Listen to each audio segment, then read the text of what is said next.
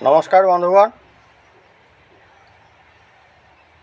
गत जो वीडियोटी पोस्ट करी ताधे आपण मानकर बहुत सारा भल पाइबा पाई पसंद आपण माने करथिले मो मत को से आपण मान पाखरे कृतज्ञता जनाऊँ। बंधुगण, वर्तमान समस्या रूपक समुद्र मध्य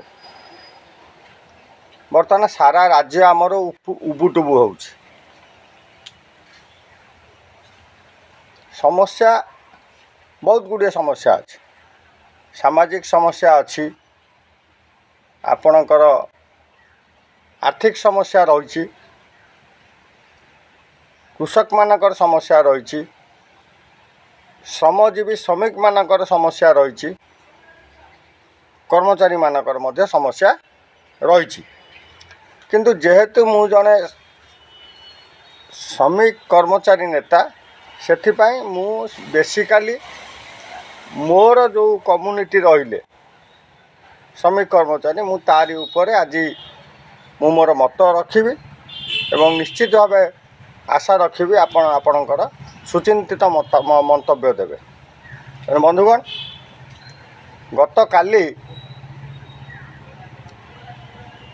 राज्य सरकारंकर बहुचर्चित कैबिनेट बैठक बसीथिला माननीय मुख्यमंत्री अध्यक्षतार। सेठी अनेक गुड़िए प्रस्ताव गृहीत होइथिया बेले गोटे प्रस्ताव गृहीत होइछि जो सरकारी कर्मचारी मृत्यु घटिले तांको परिवार मध्यरु जनकु अनुकंपामूलक थैथान नियुक्ति योजना जोटा पूर्वर थिला तापर किछि कटकणा लागू होता। से कटकणा समस्त कटकणा को सरकार उठे देले एवं सेटा को कोहल करदेले। एटा अत्यंत स्वागत योग्य पदक्षेप। मुझे सरकार को बारंबार धन्यवाद दूँ। किंतु दुखर कथा सार मु कहूँ,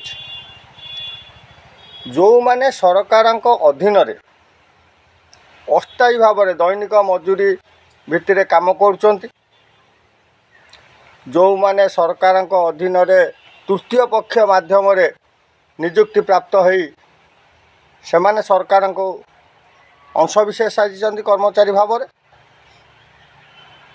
से माने तो स्थायी नियुक्ति पाउनांती बा सेमानकर स्थायी नियुक्ति पाई सरकार केबे चिंता करिचंती कि न करचंती सेटा तो मु कहि परिबिनी। किंतु मु एतिकी जने कर्मचारी नेता बा श्रमिक नेता हिसाब से कहबी, जेतेबेले कौनसी एक आंदोलन हुए बा कौनसी एक धर्मघट हुए सेतेबेले सरकार प्रतिश्रुति दियंती जे हाँ यहाँ हवा दरकार, यहाँ मध्य आमे करिबु। एभली भाव में अनेक प्रतिश्रुति आमे पाइचु एवं परवर्ती पर्यायर प्रतारणार शिकार मध्य हेइचु। तो सेमाने जो माने रहिले सेमाने सरकारंकर कौनसी जनमंगल योजनार अंतर्भुक्त होई पारंती नाही, कारण सेमाने सरकार अधीन रे काम करुचंती। सेमानकर जदि दैवात मृत्यु हो गला ताल तांको परिवार कुआड़ जिवे, तांको परिवार पे सरकार कौन चिंता करचंती। यह हूँ मोर आपण मानक माध्यम सरकार को प्रश्न एवं मु आशा करी मु जो प्रश्न करिछि से प्रश्न युक्तियुक्त न्यायसंगत कि नहीं तार उत्तर आपणकर मंतव्य देवे। एटा हला प्रथम कथा। द्वितीय कथा हला, आज मु देखुथिली माननीय उपमुख्यमंत्री कृषि भवन में एक उद्यान भित्तिक अधिकारी एठी सम्मिलन में योगदान देकी मुख्य अतिथि भाव देते से माने अफसर मान को पूरा कड़ा भाषा तागिद करचंती। यह भी अत्यंत स्वागत योग्य कथा। वास्तविक ऑफिसर मानकर मनमानी मध्य चलीची,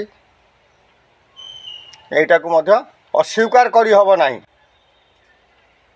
एवं 2000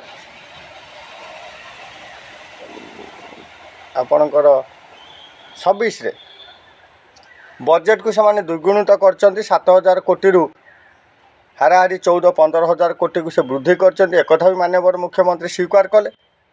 ଉପମୁଖ୍ୟମନ୍ତ୍ରୀ ଦ୍ୱିଗୁଣିତ କରିଛନ୍ତି।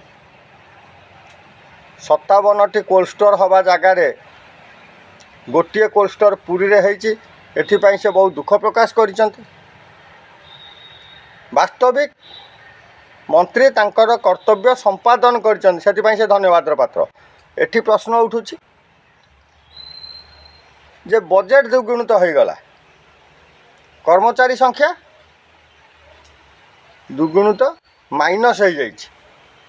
ଏଇଟା ବୋଧେ ମାନ୍ୟବର ଉପମୁଖ୍ୟମନ୍ତ୍ରୀ ଭୁଲି ଯାଇଛନ୍ତି। ତାହେଲେ ଅଫିସରମାନଙ୍କୁ ତାଗିଦ କଲେ ଅଫିସରମାନେ କାର୍ଯ୍ୟ ତ୍ୱରାନ୍ୱିତ କରିବେ କେମିତି? ମନ୍ତବ୍ୟ ଆପଣଙ୍କର। ଇଏ ହେଲା ଦ୍ୱିତୀୟ କଥା। ତୃତୀୟ କଥାକୁ ଆସିବା। ଆମର ଯେଉଁ ପାନୀୟ ଜଳ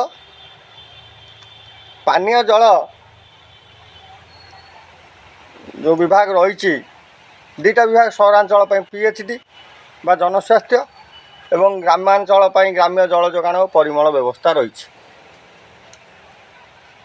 ଉଭୟ ସଂସ୍ଥାର ଉତ୍ପତ୍ତି ହେଉଛି PHDରୁ। 1992 ମସିହାରେ ଗ୍ରାମ୍ୟ ଜଳ ଯୋଗାଣକୁ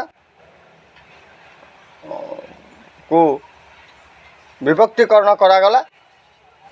ଯେଉଁ PHDକୁ ବିଭକ୍ତିକରଣ କରାଯାଇ ଗ୍ରାମ୍ୟ ଜଳ ଯୋଗାଣ କରାଗଲା। ଗ୍ରାମ୍ୟ ଜଳ ଯୋଗାଣ ଅଧୀନରେ ଯେତେ ଗୁଡ଼ିଏ ଇଞ୍ଜିନିୟର ବା ଅଧିକାରୀ ରହିବେ, ସେମାନଙ୍କର ଏଷ୍ଟାବ୍ଲିଶମେଣ୍ଟ ରହିବ PH ପାଖରେ ଏବଂ ଗ୍ରାମ୍ୟ ଜଳ ଯୋଗାଣ ଯେଉଁ କର୍ମଚାରୀମାନେ ରହିଲେ, ତାଙ୍କ ପାଇଁ ନିଷ୍ପତ୍ତି ନେବ କିଏ? ନା ଆପଣଙ୍କର PHD ଏବଂ RWSS ମିଳିତ ଭାବେ ନିଷ୍ପତ୍ତି ନେବେ। ସେହି କ୍ରମରେ ଯଦି ଆମେ ଦେଖିବା, ଆମର ଯେଉଁ ସଂଘ ଅଛି, ଆମ ସଂଘ ପକ୍ଷରୁ ଏହି କର୍ମଚାରୀଙ୍କ ସମସ୍ୟା ଉପରେ ଆମେ ସମ୍ବଲପୁର ଯିଏ ଅଛନ୍ତି ଅତିରିକ୍ତ ମୁଖ୍ୟ ଯନ୍ତ୍ରୀ, ଆମେ ତାଙ୍କୁ ଗୋଟେ ଚିଠି ଲେଖିଥିଲୁ ଯେ କର୍ମଚାରୀଙ୍କର ବହୁ ସମସ୍ୟା ରହିଯାଇଛି। ସେ ସମସ୍ୟାର ସମାଧାନ ପାଇଁ ଆମକୁ ଗୋଟେ ତାରିଖ ଦିଆଯାଉ ବା ଦିନ ଧାର୍ଯ୍ୟ କରାଯାଉ। ଆମେ ସମସ୍ୟାମାନ ଆଲୋଚନା ମାଧ୍ୟମରେ ଆମେ ସମସ୍ୟାକୁ ସମାଧାନ କରିବା। କିନ୍ତୁ ମୋତେ ବଡ଼ ଆଶ୍ଚର୍ଯ୍ୟ ଲାଗୁଛି, ସଂଘ ଲେଖିଲା, ସଂଘର ଅଫିସିଆଲ ରେକର୍ଡ଼ ଉପରେ ଯଦି ଆପଣଙ୍କର କିଛି ସନ୍ଦେହ ହେଲା, ତାହେଲେ ଆପଣ ଆପଣଙ୍କ ଉପରିସ୍ଥ ଅଧିକାରୀମାନଙ୍କୁ ମାଗିବେ କ୍ଲାରିଫିକେସନ୍, ସ୍ପଷ୍ଟୀକରଣ ମାଗିବେ ବା ସଂଘକୁ ମାଗିବେ ଯେ ତୁମେ ଏଇ ଜିନିଷ ମୋତେ ହସ୍ତାନ୍ତର କର ବା ଦିଅ। ତାକୁ ନ ମାଗିକି ସେ ସୂଚନା ଲୋକ ସମ୍ପର୍କ ବିଭାଗକୁ ମାଗିଛନ୍ତି। କିଏ ବାବୁ, ସୂଚନା ଲୋକ ସମ୍ପର୍କ ବିଭାଗ ସଂଘର କାଗଜପତ୍ର କେଉଁଠୁ ଆଣି ଆପଣଙ୍କୁ ଦେବ? ଗୋଟେ ଅତ୍ୟନ୍ତ ହାସ୍ୟାସ୍ପଦ କଥା। ଠିକ୍ ସେହି କ୍ରମରେ ଯଦି ଦେଖିବା, ଆମର ବିଭାଗୀୟ ମୁଖ୍ୟ ଯିଏ ରହିଲେ ସର୍ବୋଚ୍ଚ ଯନ୍ତ୍ରୀ, ତାଙ୍କୁ ବାରମ୍ବାର ଚିଠି ଲେଖି ଅନୁରୋଧ କରି ଆମର ଯାହା କହନ୍ତି କଲମରୁ କାଳି ସରିଗଲା, କିନ୍ତୁ ତାଙ୍କ ପାଖରେ ସମୟ ନାହିଁ। ତାହେଲେ ଏ କ୍ଷେତ୍ରରେ କର୍ମଚାରୀମାନେ କରିବେ କ'ଣ? ମନ୍ତବ୍ୟ ଆଜ୍ଞା ଆପଣଙ୍କର।